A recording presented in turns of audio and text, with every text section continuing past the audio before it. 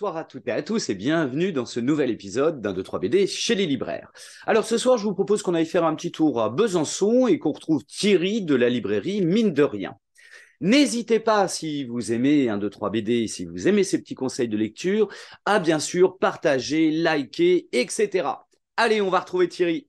Salut Thierry, comment vas-tu?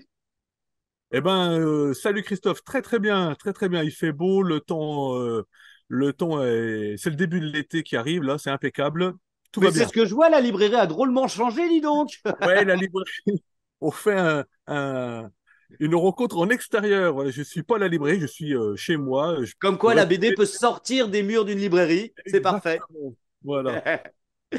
Et j'en Alors profite qu'il pour est... lire des BD. Ouais. Et voilà, bien sûr, c'est aussi un endroit pour lire des BD, donc ça fonctionne très bien. Exactement. Alors, quel est donc le premier album que tu nous conseilles pour cette semaine? Trois bouquins choisis sont des livres qui sont sortis il y a quelques semaines maximum, hein. Hmm. Le premier choisi, c'est Un loup pour l'homme. Hop là, je le pose là. Ça vient de sortir chez Dupuis. Hmm. Un gros bouquin écrit par Mathieu Rennes et au dessin, c'est Valérie Vernet. Hmm. Les deux ont déjà travaillé plusieurs fois ensemble. Et là, ils se retrouvent les deux pour un gros roman graphique qui est entre la BD pour ados, allez, on va dire à partir de 13-14 ans, et puis plus si on veut. On est dans de la BD de genre, du récit d'aventure. Hmm. Et c'est une histoire, c'est difficilement, je ne sais pas dans quelle mesure on peut raconter beaucoup sans dévoiler Eh un oui. événement Hmm. majeur qui a lieu au premier tiers. Hmm. Et donc, vaut mieux pas le dire parce qu'il y a un effet. Mais c'est une histoire qui est aussi entre le récit d'aventure. On est en Belgique ou en France, j'avoue, je ne me souviens plus, au début 20e, Mais dans les Ardennes, je crois, hein, il me semble, dans les de Ardennes. mémoire. Voilà, Hmm. il semblait bien qu'on était tout au Voilà, on nord. n'était pas loin de la Belgique et de la France, c'est vrai. Ouais, voilà. Et il y a un côté, alors c'est l'histoire d'un grand domaine terrestre, une grande ferme. On est dans une ambiance qui pourrait faire penser à, à les films de Jean Renoir Hmm. ou de Buñuel, l'histoire de propriétaires terriens avec des Hmm. chevaux, enfin des choses comme ça, du gibier, des parties de chasse. Une histoire aussi d'autorité entre les petits, les gouvernants, enfin les aides, et puis ce grand maître. Oui, c'est très caricatural, hein. On est vraiment dans Oui, le on est propriétaire vraiment dans le terrien cliché, qui gère toute sa cour, là. voilà, le type autoritaire, Hmm. macho, méchant, qui punit. Désagréable au possible. Hmm. Voilà. Le mec, pas cool du tout. Et puis, il va se passer un événement déclencheur qui va donner naissance au personnage principal, qui est une jeune fille qui va s'enfuir de cette grande propriété pour vivre cachée à la manière d'une sorte de Tarzan Hmm. dans la forêt avoisinante. La plupart des gens pensent que cette personne est partie ou a disparu ou est décédée. Et en fait, elle vit cachée, pas très loin, Hmm. et elle va se venger d'un événement qui va avoir lieu, qui a eu lieu au début. Hmm. Et ça va tout d'un coup partir en sucette, comme on Hmm. dit, avec voilà, retournements de situation et qui va enclencher un autre genre de récit que je ne veux pas dévoiler.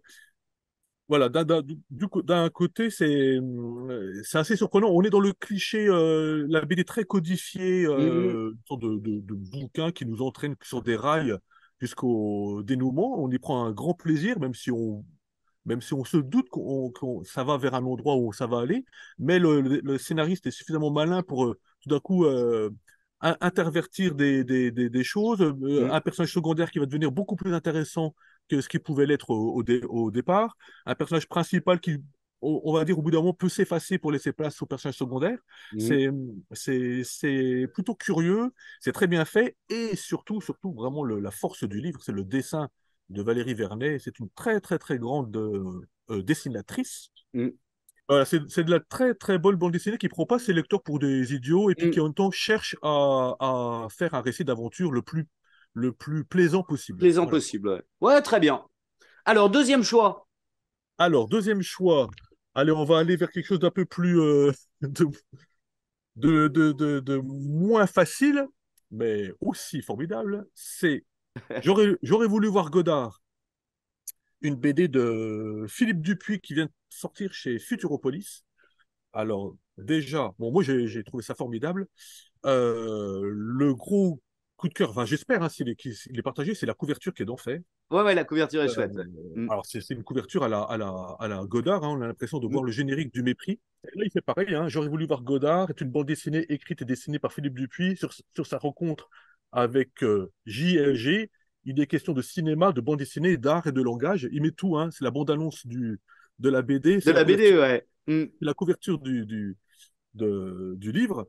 C'est vraiment formidable. Dupuis, Philippe Dupuis, c'est. Alors, les vieux comme moi le connaissent, les plus jeunes peut-être pas. Dupuis, c'était le duo de Eh oui. Dupuis-Berberian, Mm. les créateurs de Le Monsieur journal Jaune d'Henriette, etc. et Voilà. Henriet dans les années 90, qui ont été vraiment alors, sans faire de l'histoire de la bande dessinée, c'est un peu le duo qui a un peu lancé la bande dessinée autobiographique, en Mm. gros. Et là, il essaie depuis quelques années à déconstruire, à raconter des choses plus intimes, plus perso, mais avec des collages, des grattages, des calques. Ça donne un effet assez étrange. Et souvent, des fois, on voit pas trop d'ailleurs ce qu'on voit, mais on voit que c'est quelqu'un qui cherche, à l'instar de Jean-Luc Godard, et du coup, le bouquin est vraiment intéressant. Philippe Dupuis cherche à rencontrer Jean-Luc Godard. La BD a été faite avant la mort, hein. Godard est décédé il y a quelques Oui. mois. Mm. Et Dupuis cherche à rencontrer Jean-Luc Godard, mais tout en espérant ne jamais le rencontrer. Mm. Et Dupuis va dans un petit troquet et espère attendre Godard parce qu'il sait qu'il va boire des coups dans ce troquet-là. Et en fait, au lieu de voir un Godard, il voit 50 Jean-Luc Godard. Ils ont tous la tête de Jean-Luc Godard. Et il va discuter. Alors en fait, il ne discute pas avec Jean-Luc Godard, il discute avec une image de Jean-Luc Godard. J'ai une image, ouais. Mm. Il lui raconte un peu qu'est-ce que c'est que le langage, pourquoi il est parti de films avec des budgets, des stars, Mm. Belmondo, Brigitte Bardot, puis pourquoi il est parti vers autre chose. Et Dupuis se pose des questions aussi. Pourquoi ne pas faire autre chose, raconter d'autres choses, le langage, la langue, et pourquoi faire des bouquins ou des films compréhensibles?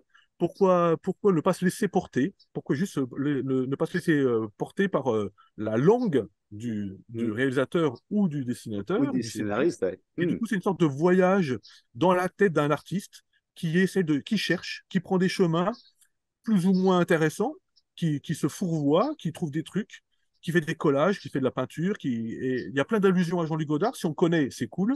Si on ne Mm. connaît pas ses films, ça n'a pas trop d'importance. C'est super beau, c'est un bouquin. Honnêtement, on n'a rien lu je défie quiconque d'avoir lu des bouquins pareils. Enfin, Allez, le je petit recommande. dernier. Allez, un petit dernier. On fait un petit manga. Un petit manga, ça vient de sortir au Lézard Noir. Ça s'appelle, alors le titre est déjà, je trouve ça génial, La voleuse de chiens en anthropocène. Alors avant la rencontre, je me suis dit, je vais regarder ce que ça veut dire anthropocène. La Je n'ai pas, définition. Alors, quelle est la je ne sais pas. définition d'anthropocène? Donc, je vous laisse faire la recherche et je regarderai aussi. C'est fait par un auteur qui s'appelle, c'est vache, j'aurais pas dû prendre ce livre-là, Togushige Kawakatsu. J'avoue que je ne connaissais pas. Il a fait un autre bouquin au Lézard Noir qui s'appelle Tokyo Blues, Mm. que je n'ai pas lu, j'avoue. Ça, ce sont des nouvelles.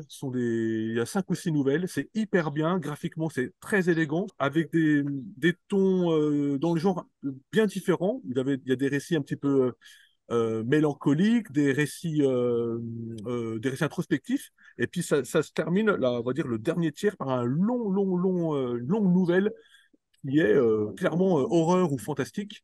Et puis vous avez des histoires de vie quotidienne d'une jeune femme qui est un petit peu qui va voler un chien, ce qui donne le titre Du recueil, du ouais. roman.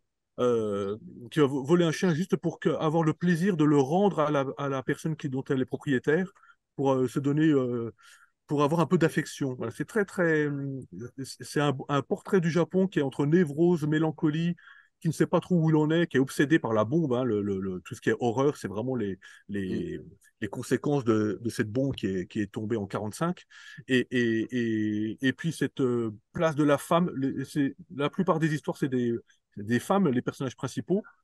Eh ben écoute, voilà 3 excellents conseils de lecture à venir chercher à la librairie mine de rien Besançon. Voilà, c'est facile. Ouais. Après, il est dans d'autres librairies, j'espère en tout cas. J'invite mes confrères à les avoir.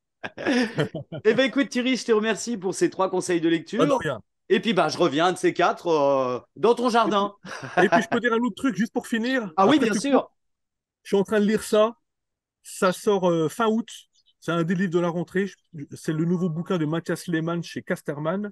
C'est l'histoire du Brésil. C'est vraiment génial. Voilà. Très bien. Eh ben, je reviendrai te voir pour en parler alors. Ah bah allez, rendez-vous pris. Salut Ciao, Thierry, à Christophe. bientôt. À tout Ciao. bientôt. Salut.